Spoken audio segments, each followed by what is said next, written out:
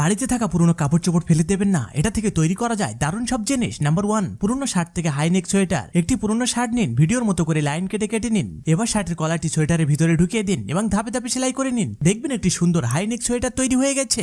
Number 2, পুরনো মোজা থেকে স্টাইলিশ গ্লাভস ও ফ্লোর সক্স। মোজার উপরের অংশ কেটে নিন, হাতের উপরে পরে নিলে এটি গ্লাভসে পরিণত হবে, আর নিচের দিকে সামান্য কেটে নিলে এটি স্টাইলিশ ফ্লোর সক্স হয়ে যাবে। নাম্বার 3, পুরনো টি শার্ট থেকে সুন্দর বালিশ। পুরনো টি শার্টে একটি বর্গাকৃতি কাটুন এবং লাইন ধরে কেটে নিন। বাকি কাপড় লম্বা ফিতে করে কেটে নিন, এগুলো ভাঁজ করে সেলাই করে নিন। এখন সব অংশ একসাথে সেলাই করে ভিতরে তুলা ভরে দিন। এটি একটি সুন্দর ব্যবহারযোগ্য বালিশ তৈরি হয়ে গেছে। নাম্বার 4, পুরুষদের পুরনো আন্ডারওয়্যার থেকে স্পোর্টস ভেস্ট। আন্ডারওয়্যারের নিচের অংশ কেটে নিন, এতে একটি ফ্যাশনেবল স্পোর্টস ভেস্ট তৈরি হয়ে যাবে এবং মোবাইলও সহজে বহন করা যাবে। নাম্বার 5, একটি বর্গাকার কাপড় থেকে কিউট ছোট স্কার্ট। কাপড়টি প্রথমে একবার ভাঁজ করুন, তারপর এবার প্রান্ত ধরে একটি বাঁকা লাইন এঁকে কেটে নিন। এটি খুললে গোলা আকৃতি হবে, আবার ভাঁজ করে নেক কাট দিন এবং বাহুর জায়গা তৈরি করুন। খুলে ধরলে একটি সুন্দর ছোট স্কার্ট তৈরি হয়ে যাবে। সবশেষে অনুরোধ, আপনি কোথা থেকে দেখছেন সেটি কমেন্ট করে জানান এবং লাইক, সাবস্ক্রাইব ও ফলো করতে ভুলবেন না।